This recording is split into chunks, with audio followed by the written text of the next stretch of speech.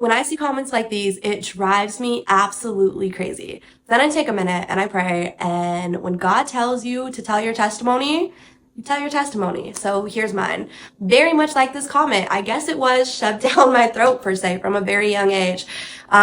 Grew up in a mostly Baptist community, attended Catholic school as a little kid, and then went to every single summer Christian program that you could think of, singing the songs, reciting the verses, all of it. Very quickly, I did not learn the love of God though. I learned to fear God, and that was it, right? Like there was no, God loves you, God's gonna protect you. No, it was like, you say one bad thing to your mom, you say one bad thing here, you're disowned from your family and you're going to hell. Being in that household, I left God. I want to say like I prayed, but I was never close to him. I completely tore away from it.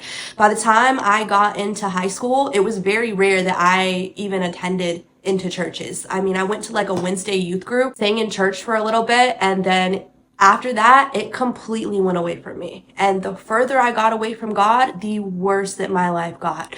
From sexual assaults to family members doing things family members shouldn't be doing, to being put into situations that a kid should never have to even see, from homelessness to not knowing where my next meal was going to be, life got worse and worse and worse. I didn't get it yet. Maybe I was just stubborn, so I kept falling further away from God. At this point, I was very suicidal. I was very in my own head, and I decided to end my life for the third time.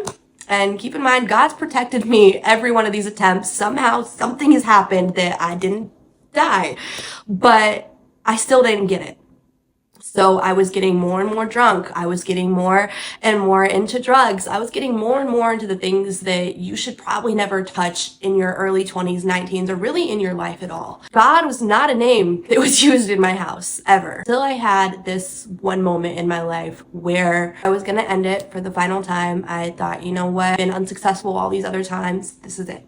I had already had it planned. And all of these crazy things kept happening, and bam, I was pregnant. And I was like, wow. Like there's not a worse time than this. I had just lost my business that I moved across the country for.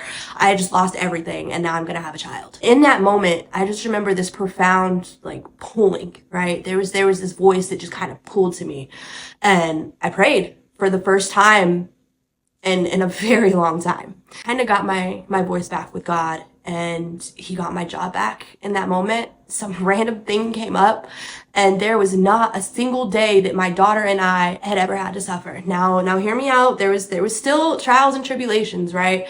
I hadn't fully given it back to him. I would say up until this past year, it was on and off relationship with him, very, very distant, right? And then finally I had the ultimate downfall where I was diagnosed with a very severe brain injury that I had about a 10 to 20% chance of living if I didn't get the surgery done. And the surgery was very risky. In that moment, I decided, you know what?